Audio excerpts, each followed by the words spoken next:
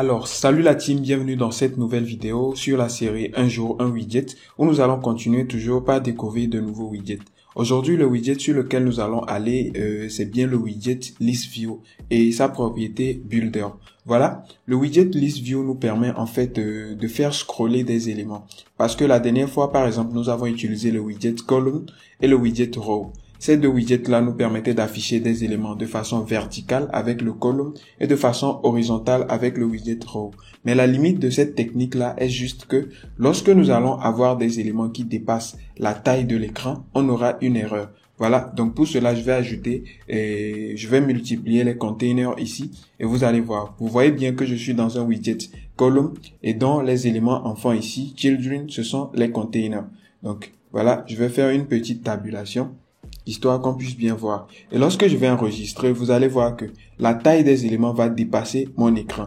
Et une fois que ça dépasse l'écran, j'ai une erreur ici qui me dit que j'ai dépassé en fait l'écran de 169 pixels. Pour éviter ce problème-là, parce que la plupart du temps, on est confronté à un nombre de widgets que nous ne connaissons pas en fait. Voilà, ça peut être des stories que nous voulons afficher ou bien des produits si nous sommes en train de construire un site e-commerce. Donc, je vais modifier les couleurs pour les différents widgets et vous allez voir. Donc, comme vous pouvez le voir, le widget rouge n'arrive pas à s'afficher exactement parce que nous avons dépassé la taille de l'écran. Donc, pour éviter ce problème, à la place du column ici, nous allons plutôt utiliser le widget ListView comme ça.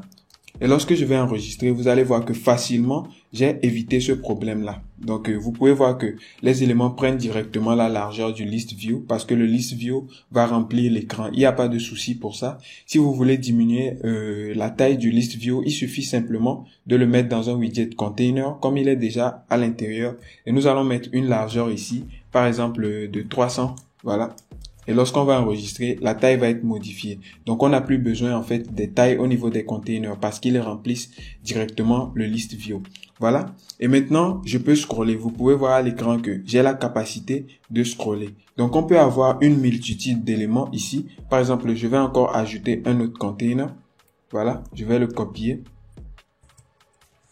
Donc là, je viens d'ajouter ce container-là. Par exemple, je vais ajouter une couleur verte. Et là, lorsque je vais scroller, vous pouvez voir qu'il s'affiche facilement. Donc, c'est l'une des utilités du ListView. Mais imaginons maintenant que nous avons plusieurs widgets que nous voulons afficher. On ne va pas les copier comme ça pour les afficher, surtout lorsque ces widgets-là sont de même type ou bien sont de même forme. Voilà. Donc, on va plutôt utiliser un seul widget, par exemple le widget container, et nous allons plutôt appeler la formule builder, donc l'une des méthodes du widget ListView qui va nous permettre de construire en fait les widgets en fonction du nombre que nous avons besoin d'afficher. Donc ici, déjà que nous avons le widget ListView, on va simplement ajouter à ce widget ListView là une autre propriété qui s'appelle ListView Builder.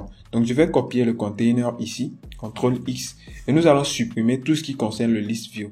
Voilà, et cette fois-ci, nous allons appeler le ListView.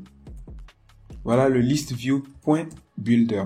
Donc, le ListView.Builder, en fait, nous permet de construire un ensemble d'éléments, donc d'afficher un ensemble de widgets, sans pour autant créer ce widget-là plusieurs fois. Donc ici, comme paramètre, il me génère directement le Item Builder.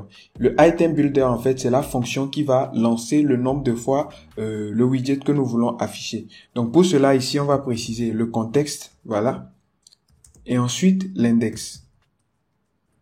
Et on va ouvrir les accolades à la suite ici, parce que c'est une fonction bien sûr, et on va lui dire de nous retourner un élément. Donc l'élément en fait que nous voulons retourner, c'est voilà le container que je venais de copier tout à l'heure.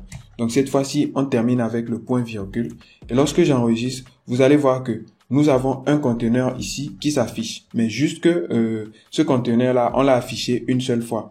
Donc, on peut préciser le nombre de fois que nous voulons ajouter ce container-là ici avec le paramètre item, voilà, item count. Et là, on pourra mettre par exemple 3. Et là, il va pouvoir nous générer en fait le widget que je lui ai demandé de me retourner tel nombre de fois. Par exemple, ici, j'ai mis 3, donc il va me le générer 3 fois. Donc, à la place du container, ça pouvait être du texte. Donc, nous allons essayer avec le texte et vous allez voir. Donc, je mets ici texte. Et là, on pourra mettre un ensemble d'éléments à l'intérieur. Donc, c'est ce qu'il va me retourner, en fait. Et vous allez voir que à l'écran maintenant, il me retourne le texte 3 fois. Donc, on peut choisir ici 4 fois. il va me retourner ce test-là 4 fois. Donc, autant de fois que je lui demande de me retourner l'élément, il va me le retourner. Et ainsi de suite, même si la taille dépassait l'écran, il va directement activer le mode scrollable, ce qui va nous permettre de scroller tranquillement. Et aussi, ce n'est pas forcément que ça soit scrollable verticalement, ça peut être scrollable aussi horizontalement. Donc, pour pouvoir scroller horizontalement, on peut préciser ici le paramètre scroll direction et nous allons choisir ici le axis, voilà, comme ça, axis.horizontal si nous voulons scroller horizontalement. Maintenant, lorsque je vais enregistrer, vous allez voir que il va plutôt m'afficher les textes de façon horizontale. Donc, à la place de ce texte aussi, on peut créer carrément un autre widget en bas ici, voilà. Donc, juste après ce widget-là, on peut créer un stateless widget que nous allons appeler par exemple cercle, voilà. Et dans lequel nous allons faire plusieurs choses. Donc, on va pouvoir dessiner en fait notre widget ici. On va pouvoir appeler par exemple un container qui va avoir une taille, voilà, width de 10 et 200, height aussi, 200, voilà. Et on peut faire une décoration, voilà, decoration, dans laquelle on pourra appeler la box decoration. Donc, on avait déjà expliqué ça. Pour ceux qui ne savent pas les propriétés que nous sommes en train d'utiliser, allez juste voir les vidéos précédentes et vous allez comprendre de quoi il s'agit. Donc ici, pour la couleur, on pourra mettre colors.green pour une couleur. Et on peut mettre aussi le border radius. Voilà, border radius ici. Donc, supprimer la virgule, le point virgule. Donc, border radius, point circular. Voilà, et on pourra donner la valeur, par exemple, de 20. Maintenant, nous allons simplement appeler notre widget ici, le widget cercle. Voilà, c'est lui qui va être maintenant construit. Donc, on va plutôt le mettre à la place du texte ici. Donc, cercle ici. Et on n'oublie pas les parenthèses. Et lorsque je vais enregistrer, vous allez voir qu'il va m'afficher les éléments. Donc, ils prennent toute la hauteur parce que le container prend toute la hauteur. Ici, je vais mettre, par exemple, height ici de 100. Voilà. Et là, vous pouvez voir que la liste view s'est redimensionnée aux dimensions que j'ai données ici. 300 en largeur et 100 en hauteur. Et vous pouvez voir que je peux scroller directement parce que j'ai limité la taille en fait. Donc, je pouvais aussi supprimer le width ici. Et là, il va remplir totalement l'écran. Lorsque je supprime le width, vous voyez qu'il remplit l'écran. Et cette fois-ci, je peux ajouter un certain nombre d'éléments. Donc, je vais plutôt construire, par exemple, 6 fois de façon à ce qu'il dépasse la taille de l'écran. Et là, je peux scroller pour voir les autres éléments. On peut éventuellement ajouter des espaces entre les éléments ici. Voilà, en ajoutant du margin à notre container. Donc, on va faire comme ça. Margin ici. Et nous allons appeler aussi le edgeinsets.all. Voilà, et on peut ajouter par exemple une marge de 10 à tous les éléments. Donc, vous pouvez remarquer maintenant que tous les éléments ont une marge de 10, ce qui permet de les espacer. Donc, voilà les gars, c'est un peu comment fonctionnent les list view. Bien sûr qu'il y a d'autres façons d'utiliser les list view parce que ce que nous venons de faire tout à l'heure, c'est juste pour illustrer cela.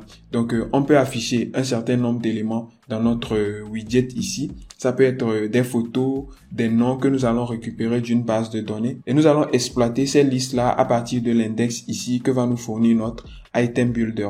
Mais ça sera sujet des prochaines vidéos et on pourra en parler plus en détail. L'important ici, c'est de comprendre le fonctionnement des widgets et ensuite, on pourra les utiliser pour faire des projets plus complexes. Merci d'avoir suivi la vidéo jusqu'à la fin. J'espère que vous aura été très utile. Si c'est le cas, abonnez-vous les gars, partagez la vidéo pour m'encourager à en faire plus et on se retrouve dans la prochaine vidéo pour de prochains widgets. Ciao, ciao les gars.